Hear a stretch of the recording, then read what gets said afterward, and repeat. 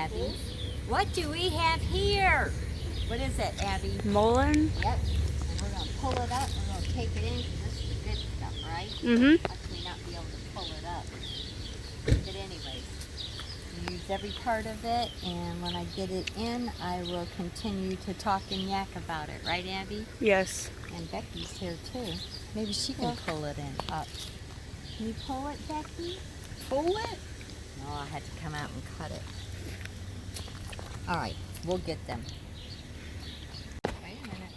Ready? Mm-hmm. Yep. Becky, got the muscles. Yay!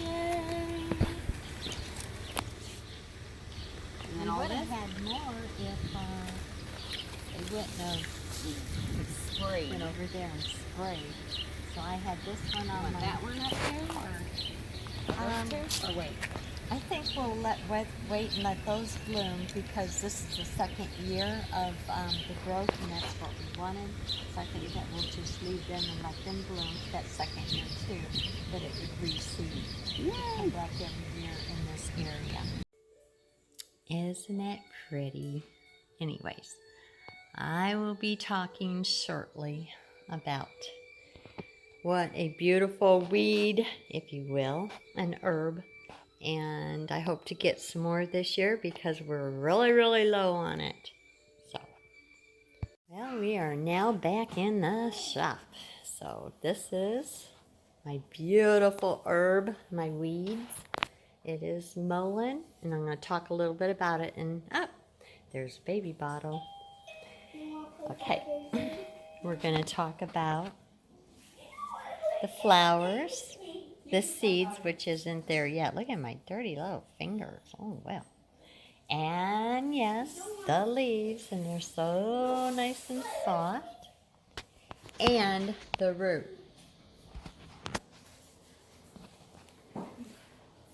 Yes, we will be getting a lot more. And we're going to get busy making tinctures, drying, and making infusions and everything else, but we will talk about that. Well, Mr. Colt is writing some, what are you writing? Sweet love. A letter? A sweet love note? Huh? I'll have him up here, and then you can do that while we talk, right? You can do that. Okay, I think in everyone's house they should have some mullein. Tell you, it goes back generations and generations. Years ago, they took the mullein leaf and they used it for tuberculosis treatment. And I think it is because of the antibacterial properties, and they are very, very, very potent in the mullein. It's one of the best herbs for antibacterial, and that means on the outside. Come here, you little stinker. Come say hi. This is little Joe. Yes, little Josiah. Smile. Say hello to everybody. I love you. I'm going to get into my herbs, huh? Okay. See you next time. As you can tell, but this is, our life and our family, and yes, the family business. Okay, years ago, yes, they did the TB, did a lot of research, well, what they did back then, oh, maybe this will work, maybe that'll work. And because of the antibacterial property, the mullein leaf was used for any kind of lung disorders. But as today, we have found out through lots and lots of research that the old timers were right, Becky, and the reason why is because it is a powerful expectorant. So, when we had bronchitis, I didn't even think about it. All I had was dried powdered leaves, and it wouldn't have done it. She wouldn't have liked it. I'd say chug-a-lug, and she wouldn't do it. Yeah, I would have taken anything. Yeah. So, let's see. And, of course, the antibacterial properties in it Very, very good for the lungs. Okay, what else? Of course, making tinctures and syrups and oils and gargles, because if you have a sore throat, whatnot. I usually only talk about the skin issues, which we will talk about. But for our family, I'm going to have to make up some tinctures, mostly because the kids, are still little, and, just what we use for our family. And analgesic properties. Couldn't ask for something better, but so I'm getting kind of distracted here. So let's get down to it. All right. Some of the research for the Mullein is so extensive, but I'm only going to touch on just a little bit. Okay, we're going to keep with the leaves.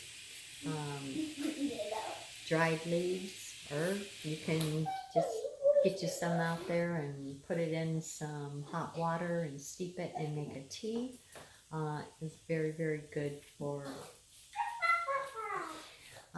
cold and flu symptoms. I think I'd do the dry, make up an herbal tea with that. But cold and flu symptoms, people would have it in their medicine cabinet because of if you have congestion or a lot of mucus, and here we go with the lung issue again. It has been tested, tried, and proven in our days, as long as, it goes way, way back to our ancestors' medicine cabinets, if you will. But it helps break up the mucus and your sinuses and things like that. In tea form is the easiest way to do it. Tinctures underneath, making a cough syrup, because it has beautiful expectorant properties, so it breaks up everything. Let's see, what else could I talk about making infusions?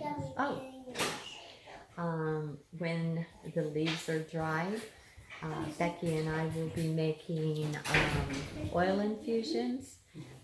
Like I told her earlier, we'll probably do a triple infusion, maybe, do it 4 times for earaches, because of the analgesic in it, but also because of the healing, powers and it being antibacterial.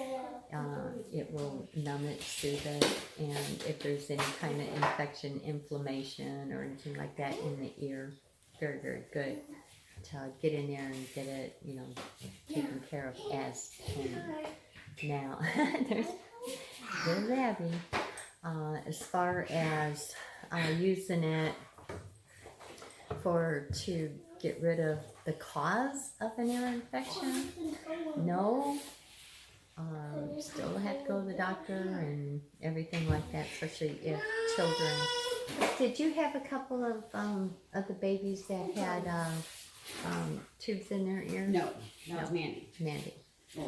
So, things like that, and you want to, maybe because it's closed up or whatever, but we will make the tincture, well, the oils, I shouldn't say tincture, for ear, kind of soothing inflammation, but for alleviating pain. Just don't play around with the ears when it comes to kids or a lot of adults. Sometimes I still get in there, right? But it's not going to take the problem away, but it'll alleviate the pain. Oh, let's see. What else? Some people, Becky and I were talking about migraine headaches. There's 800 different types. Way back in the day, they're like stress headaches or, Tension headaches. Yes, tension headaches, all different kinds of stuff.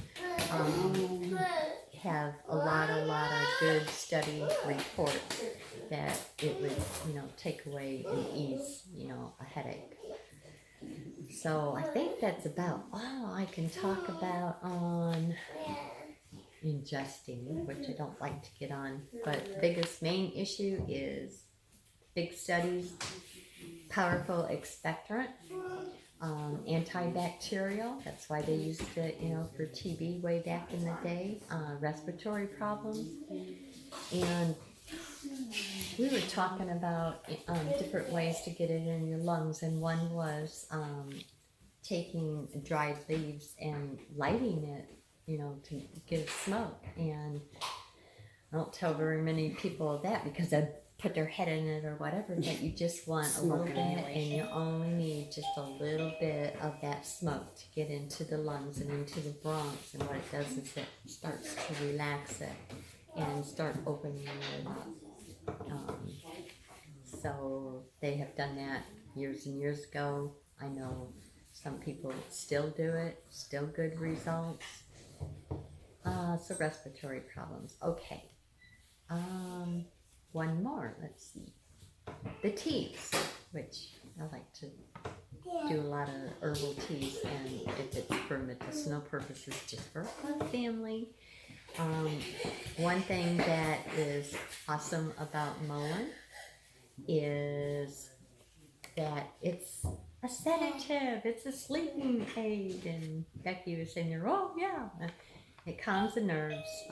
It is very, very good about, I don't know about you guys, but sometimes I have a hard time going to sleep, and you can only take so many, over the counter or, doctor's prescription for a sleeping aid. And after a while, your body says, I need more because it ain't going to work.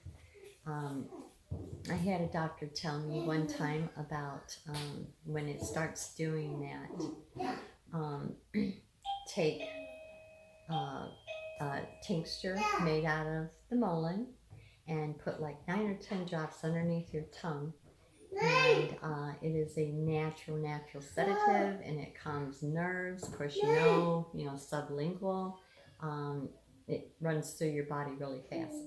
Medication will go through your body pretty fast instead of, through the stomach and then, through that.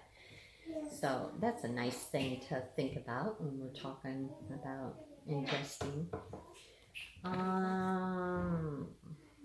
Let's see what else. Oh, the root of the mullein, which we'll take off, and I'll clean up, and then I will chop it up and start making a tincture with it, because you want, the raw thing. You don't want to make it with, dried things to make a tincture, because you want it to be as powerful as possible. So you want it to just suck it in. So if you're using, like the vodka, like you saw me the other day, which that's probably what I'd use, and I'd probably use some different things for, maybe cutting it back if it's, for children that are 12 and under. But we're not even talking about kids, we're talking about adults here. Make the tincture with the root. Proven studies that I don't understand why it works, but it did for a long time. So they made it a study way back in the day. People insist and swear that mullein root will do this. And so they did studies, and by golly gee whiz, it worked. And it is for back pain. Yes, there's all different kinds of back pain. Like Becky and I were talking about, if you got, something going on with a ruptured disc, or, something, like that. But we're talking like sprains, like you pulled it. And, you always have this part in your back which is very weak around the muscles, and it just, it's just not fun having back aches. You just can't do anything. It's like migraine headaches. What are you going to do? So you take and you make a tincture with the root, and you chew about 7 to 10 drops. We're talking adults here, underneath the tongue, and then go lay down. And while they were doing the studies and the case studies with so many people, yeah, they said, I don't know what it is, but I woke up, or I got up after resting, maybe 45 minutes, reading a book, just flat down. They got up, and it's like that pain's gone. So yeah, you'd probably have to keep doing it, and it doesn't replace what the doctors, have for really back injuries. Let's see, with the root, inhaling vapors. Um, it's good for nasal congestion. Let's say that you've got sinuses going on and they're all stuffed up or maybe inflamed, maybe infected. Can't get to the doctor or whatnot. Steep you up some good hot steaming water, take a towel, and, just breathe in the vapors. Or if you're blessed and you have, a vapor machine, I'm sure that you could make up the tincture and put it in there, and then it would go like that. The old way, you know how I am. Didn't have that stuff, so you did it the old-fashioned way, with the hot water, the steam, and yeah, you got it. So just a few, drops, even with, I think, if you were going to do it the old way with the like oil and infusion, just to get in there and get it into your sinuses, and also through the lungs. It is just a wonderful lung herb. Okay, now the properties of the flowers. There's all different types, and you need to look up these things. I just can't name them all. I just wrote down just a few. Okay. With the flowers, when you make a tincture, and especially for earaches, ear pain and stuff, not only the leaf, which doesn't have as much, but the flowers, it is very potent for the sedative. So that's something to think about. The flowers are more potent for like an analgesic or a sedative, knock out pain. So you would use the flowers for that part. Every bit of it you can use. It all has the same properties, just some areas more so. And okay, I think, making gargles, tea infusions, with the flower, the leaves. It will help, help with a sore throat, because, as I said before, the flowers have, more of the sedative properties, if you will, in it than the leaves. So it'll give you a good, thing. Okay, now, shall we get on to the skin? Which, yeah, that's why I bring in these herbs just to talk about. Okay, of course, we know it's anti-inflammatory. We know it's antibacterial. So you can make some soap with it, but all soap is, we won't go there again. But those are beautiful properties in skin uses. It helps wound healing. Sore muscles, of course, because we went through it with, the ingestion, which, you guys, do your studies, don't take it from this old hillbilly, go do your own. But it's been around for a very, very long time. Sores, cuts, let's say blisters, all different kinds of stuff. Yes, you can make a salve and slap it on. What's really good about it being an analgesic, having analgesic properties, is that bee stings, all different kinds of insects, but it is so nice to alleviate, eczema, psoriasis, ichthyosis, I love that word. But any of that kind of stuff, it will help just soothe it. You know how it is. You just want to scratch and then, bleed and all that kind of stuff. Mullein is a fantastic herb to use for that. And yes, we will be making mullein salve. So we'll have that on. We got the little, things to do that for those that come in, or try to get it out on the website. Also, Becky and I, we love our oil infusions, if you will, our bath, our herbal bath oils. Our favorite one, which you'll probably get, I'm going to take a video of this when it comes in the fall, and she was big and pregnant, but now she doesn't have that excuse, so we're going to do even double of the harvest of our goldenrod. Our famous favorite is goldenrod, which it eases muscles. Well, you think that eases muscles? Why don't you put it together with Mullein? Oh, I can't wait. Oh, sore muscles, alleviating pain. Yes, even more so than the goldenrod, but you know, it's powerful medicinal purposes, so I would use both of them. I would use the goldenrod and the Mullein, perhaps the leaf, into our herbal oils. And like I said, with itchy skin, eczema, all that kind of stuff, she could just scratch and start getting bleeding and stuff. And Mullein is top of the line, one of the best herbs to use for helping alleviate that problem. Let's see. Making teas, I forgot about that, but for congestion and whatnot, you know, you can do the tent, you can put it in a freezer or paper, I don't know what she calls it, but anyways, yes, if kids are having a problem, or, you know, adults or whatever. But anti-inflammatory, yes, that's so good for the skin.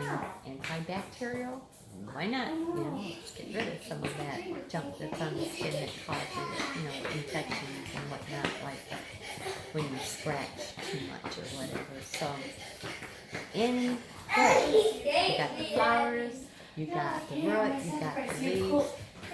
All have same properties, but it depends on what part of the plant that has the most benefit for a certain plant.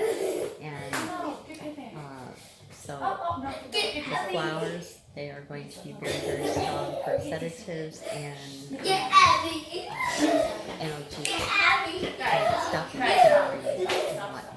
So, and the roots, good for the lungs, all of it is. But anyways, I'm tired of me talking. On to the next adventure, but I probably won't show, you know, us making, you know, this stuff because you've seen it over and over. But I have been looking and watching last year. This is the second year. I always look for the second one. We left a couple, didn't we, Becky? So that it will reseed and have the second growth for next year, and we'll be getting that one and waiting for the babies to grow. But anyways, adios. Stay out of trouble. I'll try to stay out of too. And love you guys. Hope this wasn't too boring. But this is our life. And I love it. Alright. Enjoy your weekend. Bye-bye.